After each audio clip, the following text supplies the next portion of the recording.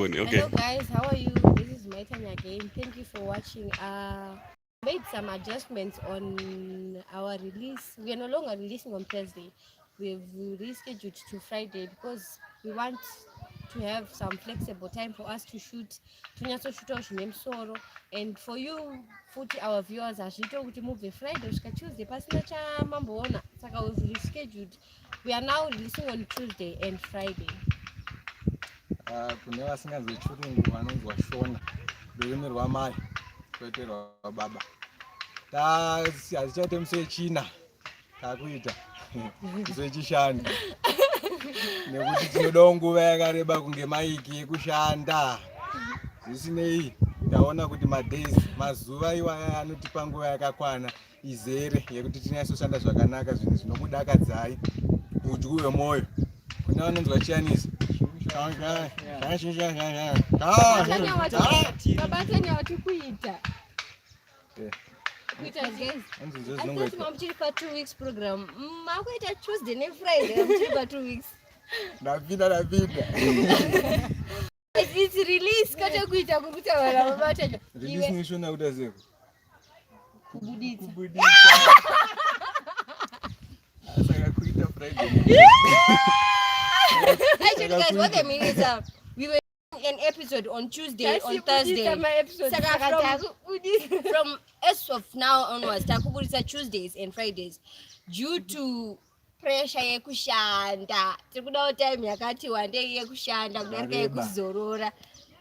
Kuti yakareba cause munhu akareba chete ni mic.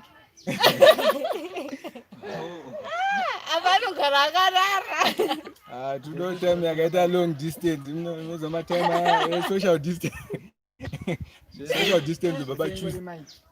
Saka munongoramba muchiti supporta. Do not unsubscribe because we haven't gone anywhere. We're still here.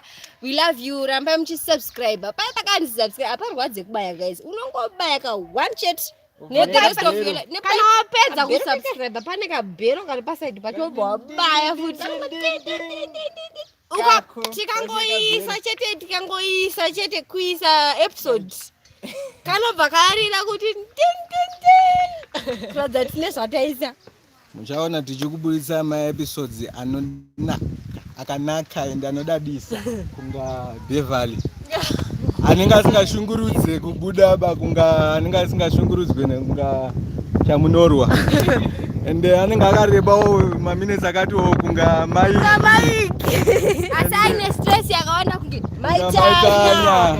Achichemesa musoro kunge babatanya. Asachinakidza kunga lili. Anenge achinakidza kunge inini plus anenge achimwisa mvura kunge inini. Watinonakidza? Inini. Zvisingaiti. Ndana kudze izvozvo.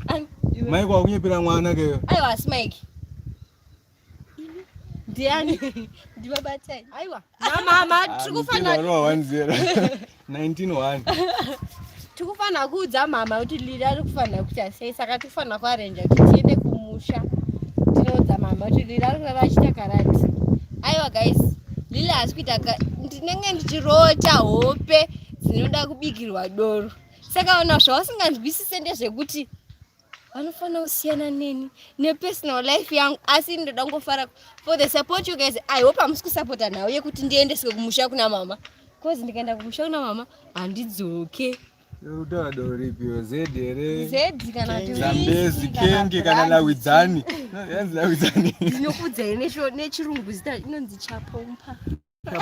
Yes, chapompa. No, we will buy you shatu. Hanzi Mike neka begi sha imbutara sei uchigara wakatakura kabegi. Akabegi ndio geto radiswa. Plus kabegi kanenge ine mari yekunditengera zvandoda inini. Kana ma weapons of mass destruction. Akasizwa na sebheri nanga. Mabegi ugeto hai. Mike ane mari yakawanda ndakaba batanya. Hanzi Mike imbutara ne juice rakure red. Juzi ne bega zvisare. Nekepi futi kugeto kwedu. Nekepi futi.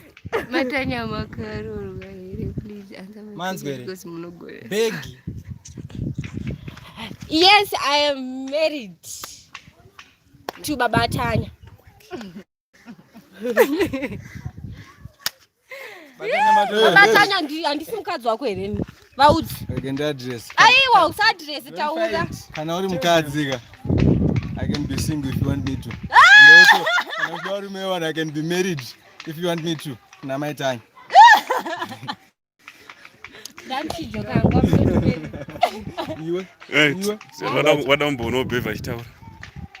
Hello guys, ina sutobosa tadoti nditini ndikunakidzwa nezvautaura sai ini nangu amongona ndingotaurisa saka ndirungoyangu ngoni nechekuseri kuno saka imondisiyai ndakada ngoni chichi kuitika mondisiyai ndakada aiwa chichi kuitika akananga usubona anaona kere anaona va so I take it back off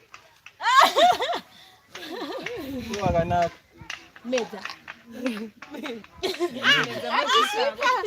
shipa babata neshipa uramba tawedzera pamatwix pamafo arinozati gomba harina mwana ngati arinozebagomba hanzi babatanya makarora here babatanya undiramba ndakaroora kuna maitanya ma une madondorowedza bachisoti maitanya ndakakuroora ende ndichamuroora futi kechi3 nabeverly futi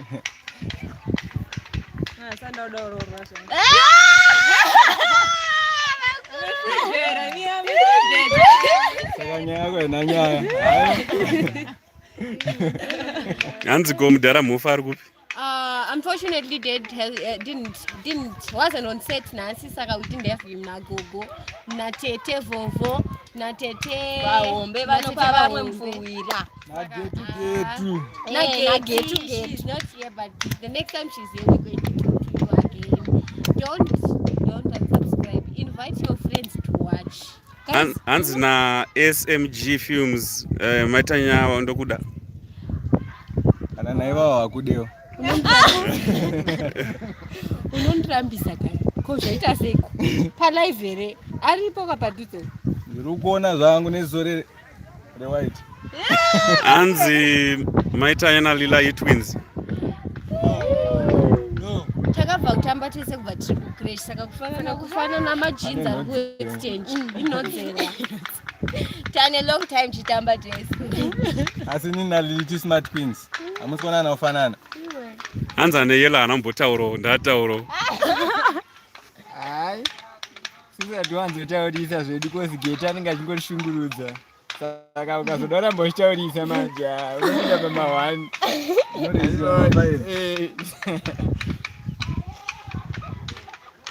amana mada kuenda kutraditional dance here kutandwa toda kamama questions kumama questions we are waiting for your questions nasi tiri pano nemi nasi we are hosting you you are hosting us what do you know the I'm hosting you hanzi Mike nalili vanodanana here in real life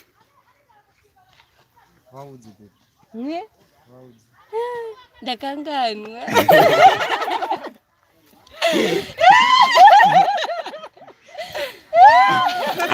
hanzi tipindurewo musama tipindura maitanya nabatanya makarorana here yes we are married to each other happily married for that mate makangana bangu kana pana Beverly we itai happily married itai for that mate itai for that mate we bangu itai for that mate kana Beverly kana pasina Beverly we are 2 weeks married 2 weeks not married 2 weeks married 2 weeks not married 1 day married then 2 weeks not married but kuna Beverly full time ngangoni ma party time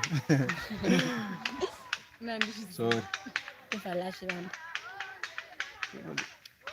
Beverly tiri married you ice cream here tiri married zvenyu hanzi maitanya mune mwana here yes I have Tanya is my daughter in real life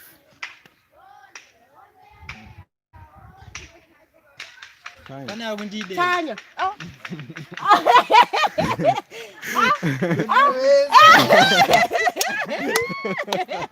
chauya kupitska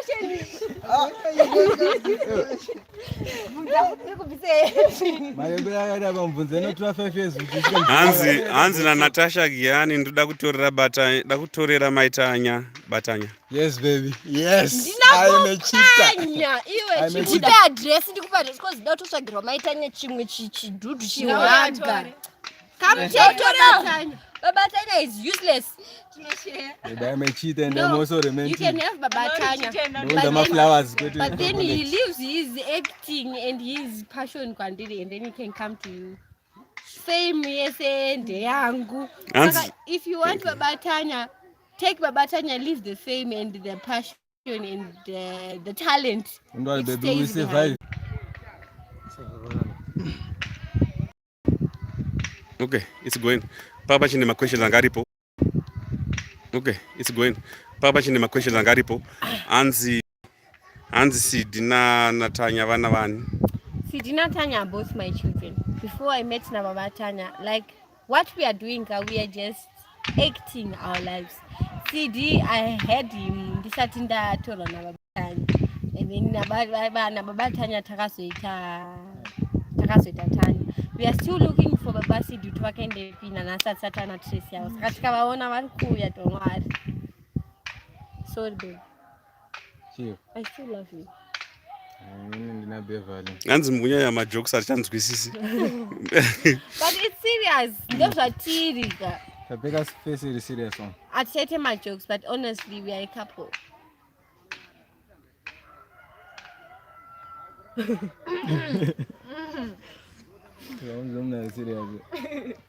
Okay, now answer is in honesty because vanyasoziva vanoda kuziva.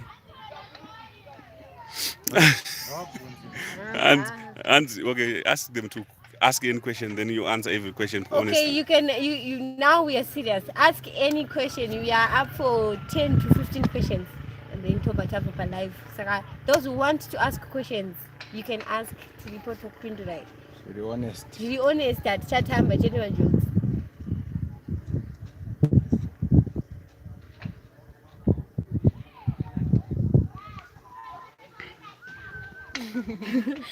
I know.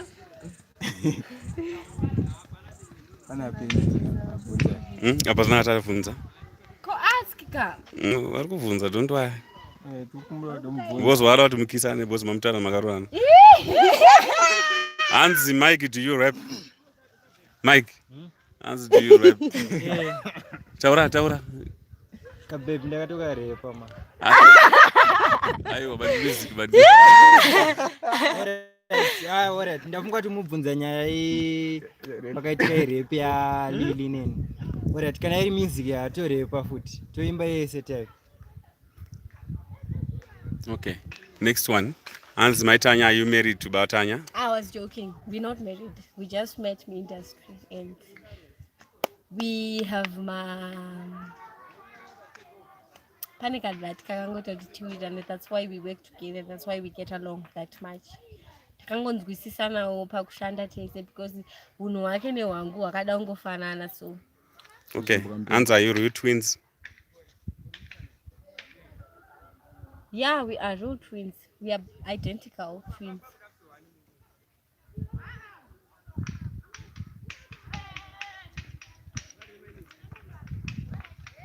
What's next?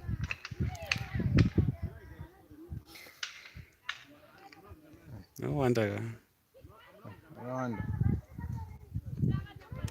Hanzi Maitanya, are you married in real life? I'm not married. I'm a single mother.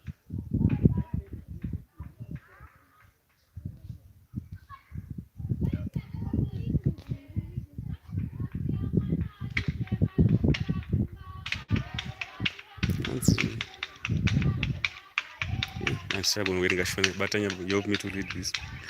Kocha wakarasirwa chiena Maitanya chinenge masese chiye. Alright. My guns. Chandakasirwa porridge reto pisa rero. Ndori mosquito but porridge. Oh my.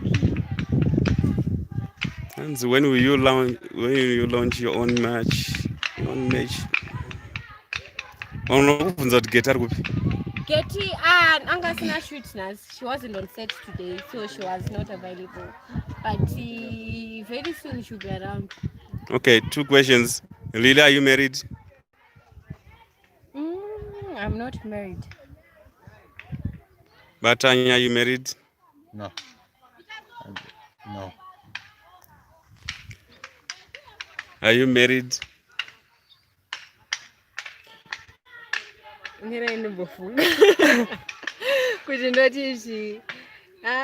It's complicated.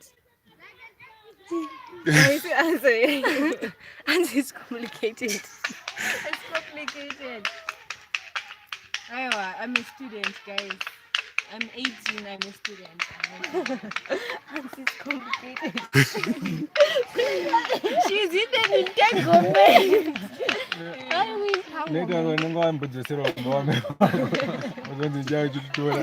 Make complicated, sure.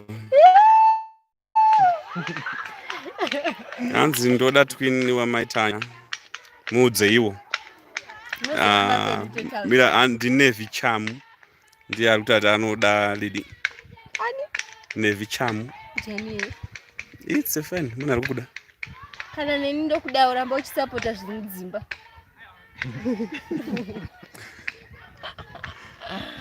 Hanzi, where are you guys shooting your shoes?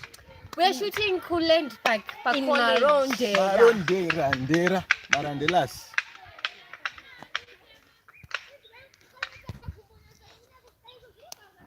Are you all related? No. Hell no. No, we are one family from different mothers and fathers. Yes. We are now related because we are doing one thing together. You know, having something chamunofarira kuita mese pamwe chete chinokuita kuti muite family. Saka yes, we are family. Bye bye guys. We are now going back to bus. See you again patukushuta. But I think tomorrow Friday straighten is hot to invite everyone. Share the links and encourage people to subscribe. Tomorrow there's a very hot episode that is coming live. We want my comments after the episode. Tufana kuza kuti Sunday zikuenda kunani, kuna Miki, kuna Maitanya, kuna Lily, kana na Batanya, or kuna Beverly. Tell everyone. We want people to vote. Please share my links if you have them. Share the links. Subscribe. Tell your enemies, and your enemies, your friends, your enemies too. Nema X yenyu maudze futi. Tell everyone that we are going to be live tomorrow Friday, I think around 8 o'clock. Please keep supporting. I think Mr. Magaso know this is a different drama. Tukubata real issues, things which are happening, so we need your support day in, day out. So keep supporting and bring us your stories. Kana mchinyara sotara nyeze ipa comments tipe isusu tidziratidze nyaya dzenyu kunzoka. And yeah, we want your support mentally, financially, and physically. We want all the support we can get. yeah. Thank you guys. We salute you. Hey, you poor Get your life. Bye guys, don't forget to tell everyone to subscribe. Thank you.